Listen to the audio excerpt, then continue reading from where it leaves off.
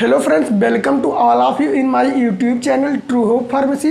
आज की वीडियो में हम बात करेंगे बी फार्म 5th सेमेस्टर की जो फार्माकोलॉजी है। ड्रग पहला यूनिट है हमारा, drugs acting on cardiovascular system, कि हमारे कार्डियोवैस्कुलर सिस्टम पे कौन कौन से ड्रग ऐड करते हैं। तो मैंने जो है 5th सेमेस्टर की फार्माकोलॉजी स्टार्ट कर दी है। एक वीडियो मैंने इससे पहले भी बना चुका हूँ, introduction to cardiovascular system, cardiovascular system का एज ए इंट्रोडक्टरी वीडियो, जिसका लिंक नीचे डिस्क्रिप्शन में दिया हुआ है। तो पहले आप वो वीडियो जाके देख लीजिए। तो आज की वीडियो में हम बात करेंगे जो कि हमारे पीसीआई सिलेबस के अकॉर्डिंग यूनिट फर्स्ट में पहला टॉपिक है drugs acting on cardiovascular system में, वो है haemodynamic and electrophysiology of heart, कि हमारे हार्ट की हीमोडायनेमिक या ब्लड का सर्कुलेशन कैसे होता है और उसकी इलेक्ट्रोफिजियोलॉजी क्या है। तो वीडियो बहुत ही इंटरेस्टिंग वीडियो आज की होने वाली है। तो वीडियो शुरू करने से पहले आप लोगों से निवेदन है, अगर आप लोगों ने हमारे चैनल ट्रू होप फार्मेसी को अभी तक सब्सक्राइब नहीं किया है तो नीचे दिए हुए लाल कलर के सब्सक्राइब बटन को दबाकर चैनल को सब्सक्राइब कर लीजिए और बगल में दिए हुए बेल आइकन को दबाकर ऑल करिए, जिससे हमारे वीडियो के सभी नोटिफिकेशन आपको सबसे पहले मिल जाए। यदि अगर आपको फार्माकोलॉजी के नोट्स चाहिए तो आप मेरा फेसबुक ग्रुप ज्वाइन कर सकते हैं, जिसका लिंक डिस्क्रिप्शन में दिया हुआ है। वीडियो जितना हो सके अपने फ्रेंड्स और क्लासमेट्स के साथ शेयर करिए, जिससे उनको भी इसका जो है बेनिफिट मिल सके। और यदि आपको कोई क्वेश्चन पूछने हो तो आप मुझे कमेंट बॉक्स में कमेंट कर सकते हैं। और हाँ, अगर वीडियो अच्छा लगे तो वीडियो को लाइक करना मत भूलिएगा। तो चलिए आज की लेक्चर वीडियो हम शुरू करते हैं। हम बात करेंगे haemodynamic and electrophysiology of heart. तो पहले आप इन दोनों वर्ड्स का मतलब समझ लीजिए कि हीमोडायनेमिक क्या होती है और इलेक्ट्रोफिजियोलॉजी क्या होती है। हीमोडायनेमिक, जैसा कि यहाँ दो वर्ड है, हीमो एंड डायनेमिक। हीमो का मतलब होता है ब्लड एंड डायनेमिक का मतलब होता है उसका सर्कुलेशन। तो यहाँ पहला पॉइंट देख सकते हैं, physical and physiological principle of blood flow circulating system of the body. ये क्या है, फिजिकल और फिजियोलॉजिकल फंक्शन होती है हमारे बॉडी की एज ए ब्लड फ्लो का, कि सर्कुलेटिंग सिस्टम की हमारे बॉडी में ब्लड सर्कुलेट कैसे होता है। तो ये होती है haemodynamic. Haemo means blood and dynamic means उसका सर्कुलेशन। तो ये होती है हीमोडायनेमिक। तो इस पार्ट में हम हीमोडायनेमिक देखेंगे और इसके अदर पार्ट में हम देखेंगे जो है इलेक्ट्रोफिजियोलॉजी, जो कि साइड में दिया हुआ है। तो पहले हीमोडायनेमिक, कि हमारे हार्ट में ऐसा फिजिकल या फिजियोलॉजिकल प्रोसेस जिससे हमारे हार्ट का जो है ब्लड फ्लो हमारे हार्ट में कैसे होता है। तो ये आपका जो है ह्यूमन हार्ट का स्ट्रक्चर है। तो इसी में मैं बताऊंगा कि ब्लड फ्लो हमारे कौन कौन से कैसे कैसे हमारे हार्ट में ब्लड फ्लो होता है और हमारे लंग्स में कैसे जाके वो प्योरीफाई होता है या एक्सचेंज होता है गैसेस का। तो देखिए ये आपका होता है, पहले आपको एनाटॉमी में बता देता हूँ। ये आपका देखिए सुपीरियर और इन्फीरियर वेना कावा है। तो जो हमारे डीऑक्सीजनेटेड ब्लड होते हैं, जो हमारे बॉडी के पार्ट्स से ऑक्सीजनाइज ब्लड होती है, वो हमारे सुपीरियर और इन्फीरियर वेना कावा से वो हमारे आता है इस लेफ्ट एट्रियम में। जैसे आप यहाँ देख सकते हैं, लेफ्ट जो है राइट एट्रियम में आता है, ये राइट एट्रियम है। फिर जब राइट एट्रियम से क्या होता है, इस वाल्व के थ्रू, साइनो एट्रियल वाल्व के थ्रू ये आता है आपका राइट वेंट्रिकल्स में। और जब राइट वेंट्रिकल में डीऑक्सीजन, जितने भी ये रेड पार्ट से दिखाए गए हैं एरो, ये आपके जो है डीऑक्सीजनेटेड ब्लड है। और ये जो आपके ब्लू पार्ट से एरो दिखाया गया है, ये आपका ऑक्सीजनेटेड ब्लड है। तो जब डीऑक्सीजनेटेड ब्लड सुपीरियर और इन्फीरियर वेना कावा से राइट एट्रियम में आएगा, राइट एट्रियम में आने के बाद ये साइनो एट्रियल वाल्व के थ्रू आएगा आपका राइट वेंट्रिकल में। और जब राइट वेंट्रिकल में आएगा तो राइट वेंट्रिकल से ये पल्मोनरी वाल्व है, जैसा कि यहाँ आप देख सकते हैं, ये आपका जो है पल्मोनरी वाल्व है। तो पल्मोनरी वाल्व के थ्रू ये आपके जाएगा लंग्स में। और जब लंग्स में जाएगा तो लंग्स में जो हमारे होते हैं एल्ब्यूलाई, एल्ब्यूलाई क्या करते हैं, यहाँ पे जब डीऑक्सीजनेटेड ब्लड जाएगा तो उस एल्ब्यूलाई में जो है जब हम सांस लेते हैं तो जो ऑक्सीजन है हमारे लंग्स में जाता है। और लंग्स में जाने के बाद जब डीऑक्सीजनेटेड ब्लड यहाँ पहुँचेगा तो यहाँ एक्सचेंज ऑफ गैसेस होगा। जो डीऑक्सीजनेटेड ब्लड है वो ऑक्सीजनेटेड ब्लड में चेंज हो जाएगा बाय द हेल्प ऑफ एल्ब्यूलाई, जो कि हमारे लंग्स की यूनिट होती है। तो एल्ब्यूलाई में एक्सचेंज ऑफ गैसेस होंगे हमारे लंग्स में। और जब एक्सचेंज ऑफ गैसेस यहाँ डीऑक्सीजनेटेड ब्लड ऑक्सीजनेटेड ब्लड में चेंज हो जाएगा, फिर ये जो है इस वाल्व के थ्रू जो है ये हमारे पहुँचेगा लेफ्ट वेंट्रिकल में, बाइकस्पिड वाल्व के थ्रू ये पहुँचेगा हमारे लेफ्ट वेंट्रिकल में और जब लेफ्ट एट्रियम में। और जब लेफ्ट एट्रियम से इस वाल्व के थ्रू क्या है, ये आएगा हमारे लेफ्ट वेंट्रिकल में। लेफ्ट एट्रियम में पहुँचा ऑक्सीजनेटेड ब्लड, क्योंकि जो है ब्लू एरो से है। तो जब लेफ्ट एट्रियम में पहुंचने के बाद ये पहुंचेगा लेफ्ट वेंट्रिकल में। लेफ्ट वेंट्रिकल में पहुंच के क्या करेगा, ये हमारा अवर्टिक वाल्व है। जैसे आप यहाँ देख सकते हैं, ये जो है हमारा एवर्टिक वाल्व है। तो इस एवर्टिक वाल्व के थ्रू ये एवर्टा में जाके हमारे जितने बॉडी पार्ट्स हैं सभी बॉडी पार्ट्स में ये जो है डिस्ट्रीब्यूट हो जाएगा और सभी बॉडी पार्ट्स तक ऑक्सीजनेटेड ब्लड पहुंच जाएगा और हमारे बॉडी का जो फिजियोलॉजिकल फंक्शन है या जो हमारा फंक्शन है बॉडी का वो अच्छे तरह से जो है परफॉर्म होगा।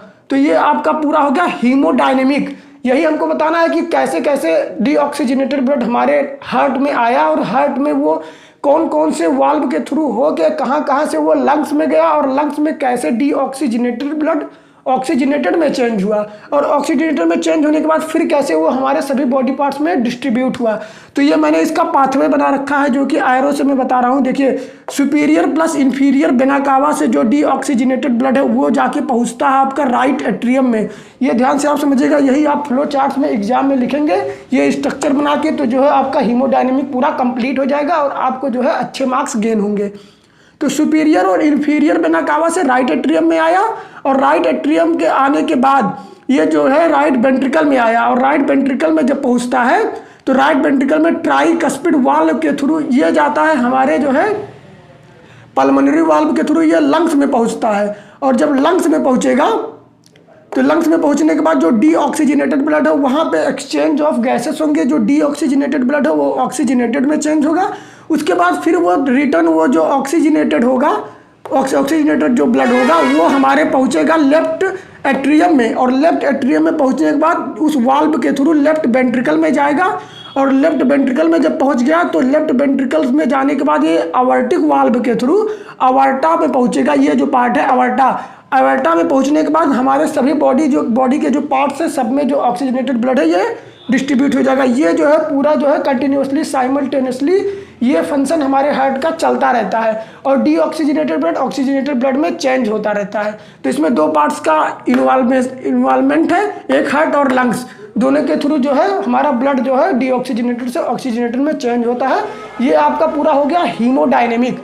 यही आपका पूरा जो है हीमोडायनेमिक है। इसको आप जो है फ्लो चार्ट में लिखेंगे ये स्ट्रक्चर बना के तो एग्जाम में अच्छे मार्क्स गेन होंगे।